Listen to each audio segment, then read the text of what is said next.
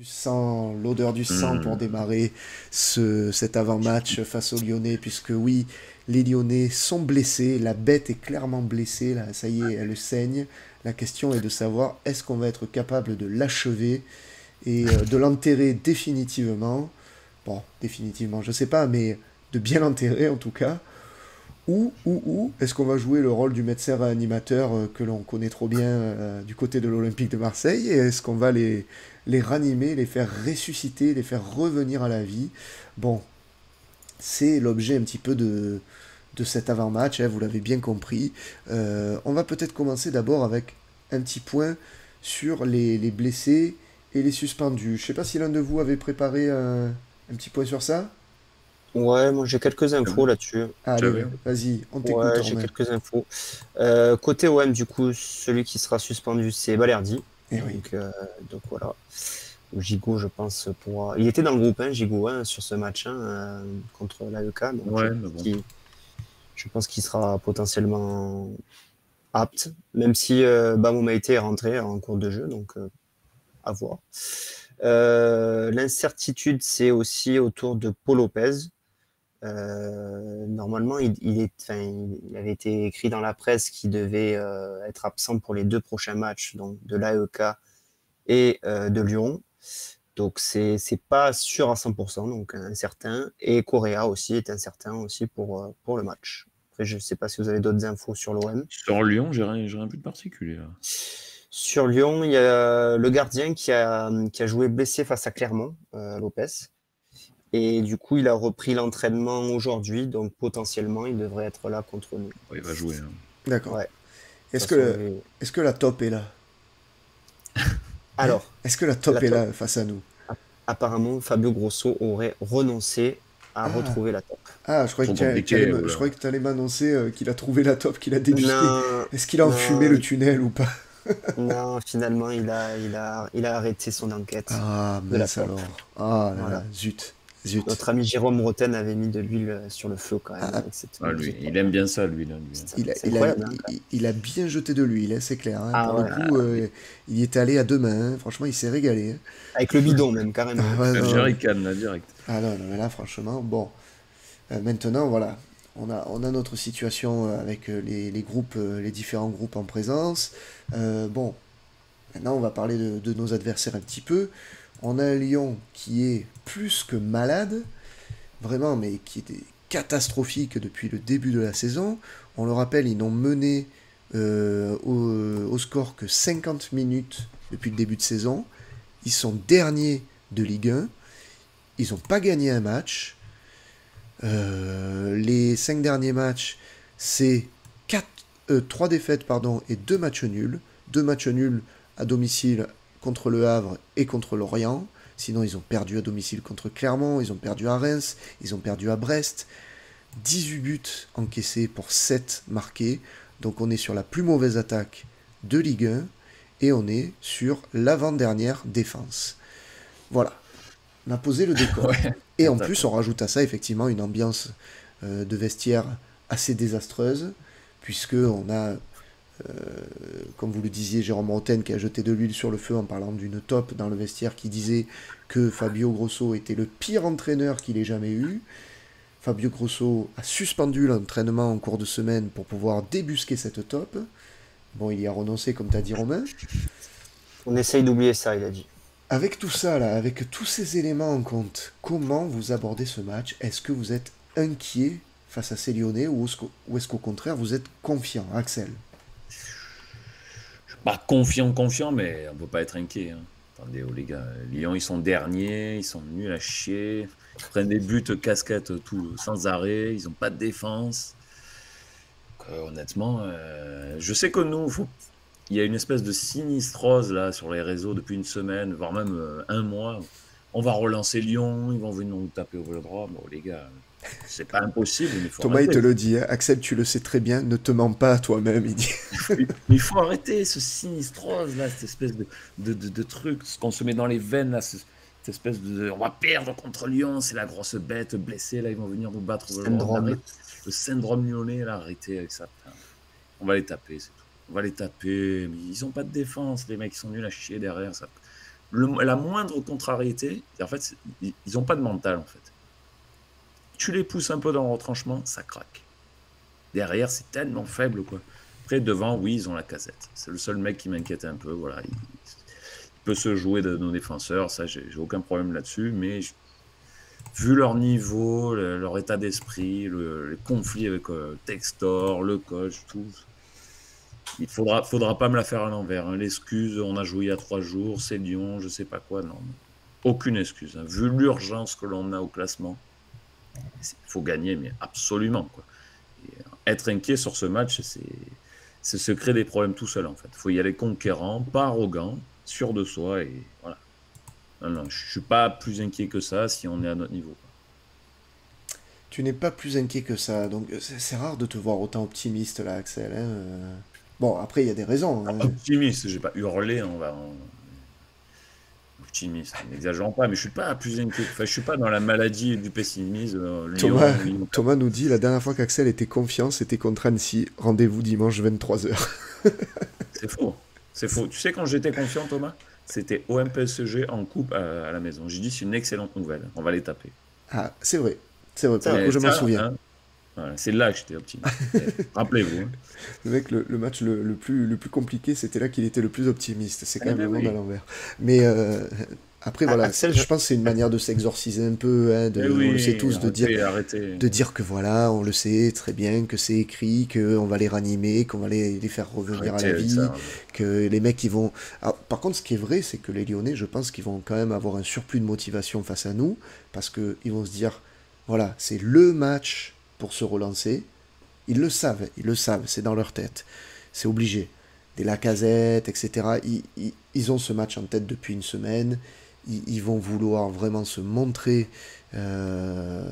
dimanche soir. Ça va beaucoup cogiter dans leur tête.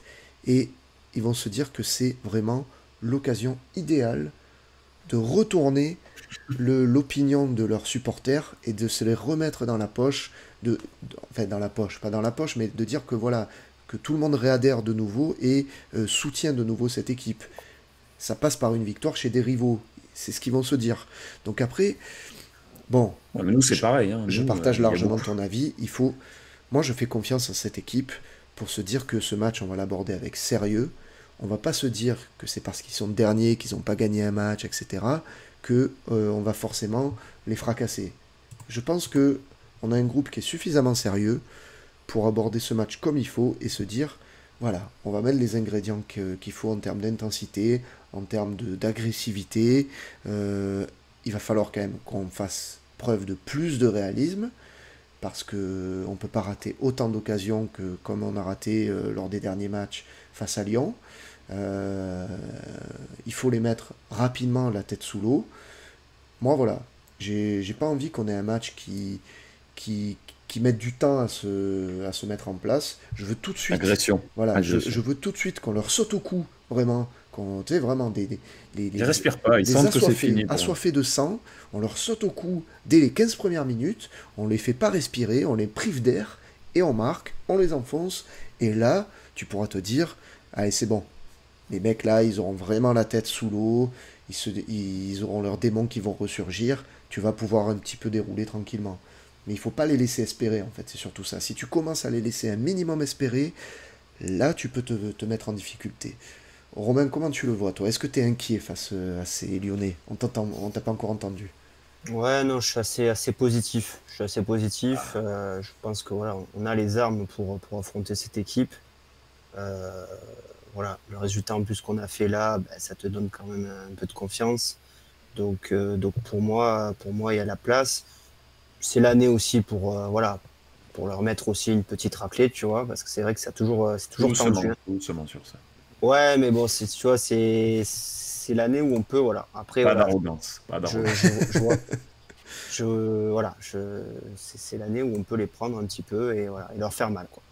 Après, voilà, nous, il va falloir être aussi très, efficace devant le but. Donc ça aussi, ça va être important. Après, voilà, c'est une équipe aussi qui prend énormément sur ces 18 buts. Ils ont pris des buts dans la surface, énormément de buts dans la surface. Donc voilà, il y a le fameux aussi Douillet pardon, excusez-moi, Khaleta Tsar qui va revenir Le au, génie. au Vélodrome. Donc aussi, on va savoir un petit peu l'accueillir. Non, après, Ouais. voilà, de toute façon, pour nous, c'est un match un peu obligatoire de victoire parce que du coup, si tu regardes le classement, on est à la fois à 9 points de Lyon et à la fois à 9 points de Paris. Donc voilà, il faut gagner en fait. Hein. Donc t'as pas le choix. Tu n'as pas le choix. Donc voilà, non, je suis quand même assez confiant. Après, voilà, c'est sûr que eux, ben, on parlait de match référence tout à l'heure. Eux, ils vont aller chercher leur match référence. Hein. Ah, bien sûr. Forcément, voilà, ils n'ont pas gagné le début de la saison. Donc voilà, il va falloir être concentré. Il n'y aura pas Balerdi, donc ça, c'est un peu positif au niveau de la concentration. Mais voilà, non, je suis assez confiant. Après, voilà, on verra nos pronostics. Tiens. On verra nos pronostics, tout à fait. J'ai une question aussi à vous poser, du coup, par rapport à ce que... Je rebondis un petit peu sur ce que tu as dit, Axel, hein, on va les taper, on va les taper. Est-ce que tu considères que c'est une faute professionnelle si on ne gagne pas face à Lyon dimanche soir? Si à 23 h on n'a pas gagné, voire on a perdu, c'est une faute professionnelle? Ah oui, ouh là là. Alors là, on est à 7 points de Nice depuis la dernière défaite. Alors si on ne bat pas le dernier chez nous, peu importe soit Lyon, mais alors là, on est à la rue complet au classement.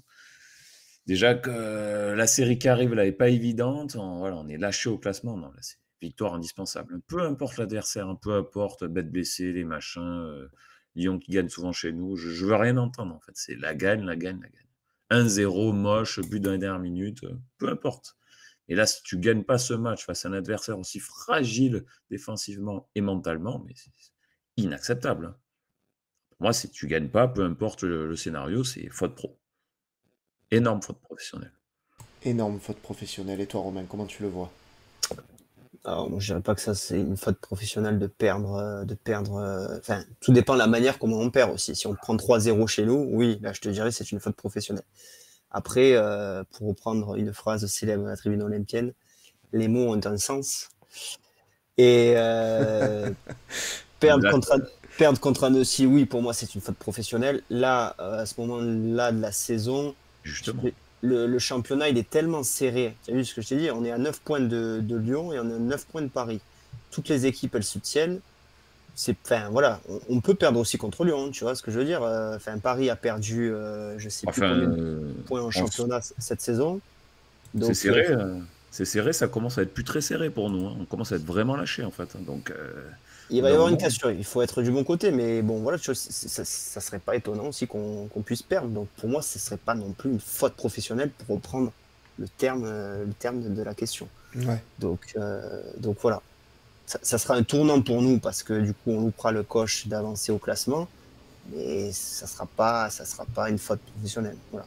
Après, c'est sûr que si on prend 4-0, oui, ou 3-0, là, je pourrais peut-être me reprocher d'Axel. Moi, quand même, je me dis que ça se rapprocherait quand même beaucoup d'une faute professionnelle, hein, parce que il faut pas oublier que, comme tu dis, hein, on est à 9 points de Paris et à 9 points de Lyon, mais Lyon n'a pas gagné un seul match. Hein. On n'est pas du tout sur le même parcours. Donc du coup, euh, tu relances des Lyonnais qui sont à la cave complète chez toi. Ah si, 65 000, ah, si, avec si, si. Si. Lyonnais qui te narguent, C'est oui, c'est, c'est une horreur. Hein. c'est pas possible. Ce serait une faute immense pour moi. Non, non, tu peux pas. T'as une équipe quand même qui est au fond, comme on pourrait difficilement faire plus au fond. Et là, franchement, je comprends pas, je comprends pas comment on peut dire que ça ne serait pas une faute professionnelle, moi. Vraiment, hein, imagine-toi, 23 heures, on a perdu. Mais laisse tomber, je suis au fond du seau, mais complètement. Alors Ah là, oui, c'est une l'horreur. désillusion pas possible. Et surtout, ça veut dire que tes bons matchs face à Athènes, les quelques bonnes choses que tu as pu montrer face à Nice, même si on n'était pas tous d'accord sur le contenu du match, ça veut dire que tout ça, tu le jettes à la poubelle, quoi. C'est fini. Ah oui. T'es un entraîneur qui est à peine arrivé, tu vas déjà tout remettre en question, quoi. C'est compliqué, hein. C'est très très compliqué pour moi. tu te grattes la tête, Romain. Je suis en pleine réflexion, là, tu sais plus. Parce que je reprends la question, est-ce que c'est une faute professionnelle? Pour moi, non, parce que la saison, elle se termine pas là, tu vois. Et puis, Gattuso, il vient d'arriver, donc on va pas gagner que des matchs, tout le temps des matchs, tu vois. Donc il faut qu'il Ouais, faut bon, qu'il on faut qu'il n'a pas se gagné remette. beaucoup. Hein. Ouais, mais pour moi, ça sera pas à part si on prend une valise, tu vois. Mais si on perd 1-0 face à Lyon, je serais dégoûté. Je serais dégoûté, mais je pourrais pas dire que c'est une faute professionnelle, tu vois. Contre Annecy, c'était une faute professionnelle. Tu dois jamais te faire sortir par un club troisième, de 3 divisions d'écart, tu vois. Hmm. Une division d'écart. Il n'y avait qu'une division d'écart. Oui, c'était en D2. Ah bon, bref. Mais, Mais bon. ouais, donc du coup, en ayant sorti Paris, tu vois, au tour précédent. Donc ouais, non, ça sera pour reprendre les termes de la question, ça sera pas une faute professionnelle, ça sera un grand coup derrière la tête et forcément de la remise en cause, mais ça sera pas, voilà, tout ne sera pas non plus à jeter, quoi. Désolé, j'avais le micro coupé. Tout ne Attendez, sera pas. si on perd contre Lyon dimanche, Gattuso démission là, les gars? Non, mais tout ce qu'il a fait, je le jette. Non, non, non, non, non. Quand même, il faut pas Tout ce exagérer. qu'il Mais a fait, c'est du vent. Hein. Si on perd contre Lyon, là, tu perds contre Lyon, tu es complètement à la rue en championnat. Mais il y a du sang sur les murs, hein, je vous le dis.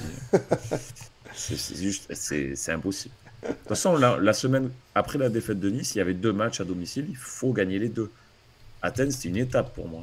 C'est Athènes plus Lyon. S'il n'y a pas 2 victoires sur ces matchs-là, c'est nul. Ça ne vaut rien pour moi. J'espère la victoire, les gars, quand même, hein. Je vous le dis. Je sais, mais bon. Axel, il est sanglant. Ah, non, non, c'est ça. J'ai mis un petit sondage en réaction aux commentaires de Rustix qui disait, qui disait je perdre Ah oui, contre bon. le FC Lyon serait pire que d'apprendre que ma femme me trompe. Il dit. Zabi, à mon avis, va être pas mal. Hein, je pense. Donc voilà, c'est.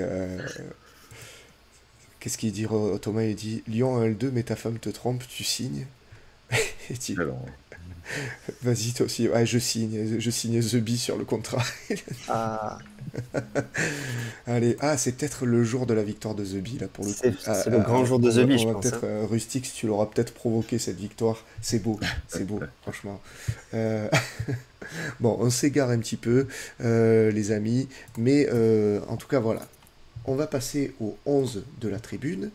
Déjà, la question qu'on peut se poser, c'est ce 11, vous préféreriez le voir comment? En 4-2-3-1 ou en 4-3-3? Voilà, de quelle manière vous le préféreriez? Un petit peu comme on a vu là face à l'AEK Athènes ou plutôt comme contre Nice? Axel, prochain convaincu ou pas? alors, ça va te surprendre, mais je veux un 4-2-3. Hein. Oh, tu changes encore. C'est une girouette, Je, ce mec, c'est pas ch- possible. je change pour surprendre l'adversaire déjà. Parce que je pense qu'ils s'attendent là plutôt à un 4-3-3. Ouais. Je pense qu'il y aura plutôt un 4-3-3. En fait, je mise sur l'offensive en fait. Moi, Lyon, offensivement, ils sont pas mal. Ils marquent quand même pas mal de buts. Mais défensivement, derrière, c'est très faible. Du coup, je veux un milieu de terrain Kondogbia Verretou. Création, passe en avant, tu vois, pour le jeu en avant, pour le lien avec l'attaque. Harit en 10.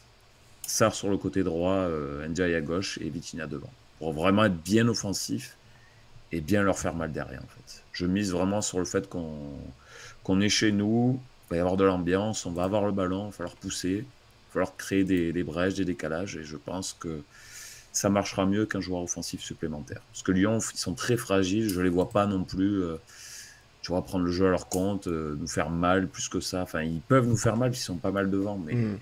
je veux que nous, juste, ce soit à nous de leur faire mal, justement. C'est pour ça que je préfère jouer plutôt offensif. Mais après, il va falloir prendre en compte aussi l'état de forme des joueurs. Et moi, je me dis, reproduire la même tactique que ce qu'on a fait jeudi là, contre l'AEK Athènes dimanche, je sais pas si ça sera possible en fait, puisque Verretou et Kondogbia déjà, est-ce qu'ils pourront de nouveau enchaîner un match complet? Ou du moins être titulaire dès le début du match?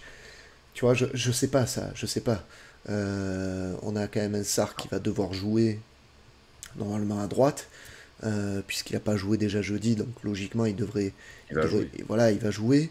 Je pense qu'on va rebasculer effectivement en 4-2-3-1 et qu'on va retrouver un duo peut-être Rongier-Verretou ou Rongier-Kondogbia. Après, à voir s'il met Harit Vous verrez tout, ça dépendra de l'état de forme. Mais je pense pas qu'on reverra Harit sur la droite en tout cas. Je pense qu'on va rebasculer sur un Ndiaye à gauche et Sarr à droite. Et après on aura Meïté en défense aussi. Ouais, Alors c'est vrai. attention, hein, parce que ça va être sa première en tant que titulaire. C'est important que Gattuso l'ait fait un peu rentrer face à l'AEK, parce qu'il faut quand même qu'il se mette en jambe, le petit jeune. C'est pas fait pour me rassurer le plus possible, ça, hein. Le fait qu'il démarre comme ça face à Lyon, j'aurais préféré le faire démarrer face à Clermont ou un truc comme ça, quoi. Mais Romain, qu'est-ce que tu vois, toi, comme approche tactique? Juste pour revenir, vous êtes sûr que Gigot, il sera pas. Parce qu'il était dans le groupe, il me semble. Pas sûr, non, c'est pas sûr. C'est Rien très n'est sûr. incertain. Tu vois, je sais pas. Bon, après, moi je suis partisan de voir Babo Meïté parce que je pense que il a quand même certaines qualités et il faut qu'il les montre. Donc après, bon, voilà, c'est quand même un gros match au Vélodrome. Du coup, c'est vrai que ça sera pas forcément évident pour lui. Mais sinon, ouais, je vous rejoins sur la tactique. Euh, et je rejoins aussi Axel sur le fait, voilà, dans l'animation. Je pense que, voilà, repositionner Harit en 10, voilà, ça permettra aussi d'avoir bien le ballon et de faire bien tourner par rapport à Lyon. Parce que je pense qu'il faut qu'on ait le ballon. On est chez nous, il faut qu'on leur montre qu'on est chez nous. Euh, donc ouais, j'ai bien envie de voir Harit au cœur du jeu. Et après, Sarr, écoute, pour moi, Sarr, il a fait une bonne rentrée sur le match là contre Athènes. Donc ouais, j'ai envie de le voir jouer aussi à droite. Et aussi Ndiaye. Donc ouais, je vous rejoins sur la compo. Après, au milieu de terrain, moi, je mettrais Kondogbia. Je pense qu'à mon avis, il va le Oui. repositionner du match qu'il a fait. Il faut qu'il enchaîne, hein.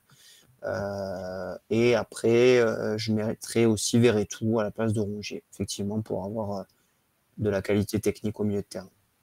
Et devant, du coup, alors qu'est-ce qu'on fait? Vitinha. Vitinha, hein. On part sur Vitinha? Ah ouais. On part sur Vitinha, je vois que dans le chat, c'est ce que vous dites, hein. On a Mick qui nous dit qu'il faut remettre Vitinha titulaire. Si on le fait pas, j'ai peur qu'on le perde pour la suite. Jack qui nous dit, après la EK, avait un style de jeu spécifique, hein, mais peut-être que ça a joué dans le choix du 4-3-3. Gigi Duvar nous dit, j'aimerais bien Vitinha aussi en pointe. Et au bas à gauche, c'est vrai qu'au bas à gauche, on en avait rapidement parlé lors du live précédent, ça peut être une possibilité, hein, parce qu'il a déjà joué sur un côté Aubameyang et il a sa pointe de vitesse aussi qui peut, qui peut faire parler sur le côté. Après, je pense honnêtement, moi, que Gattuso va rester sur du NDI, hein. Il va, il va, Oui. il va préférer un profil qui peut être un peu plus dribbleur, en tout cas, que un, un Aubameyang. Mais je suis d'accord avec vous, je verrais bien, je verrais bien un petit Vitinha démarrer.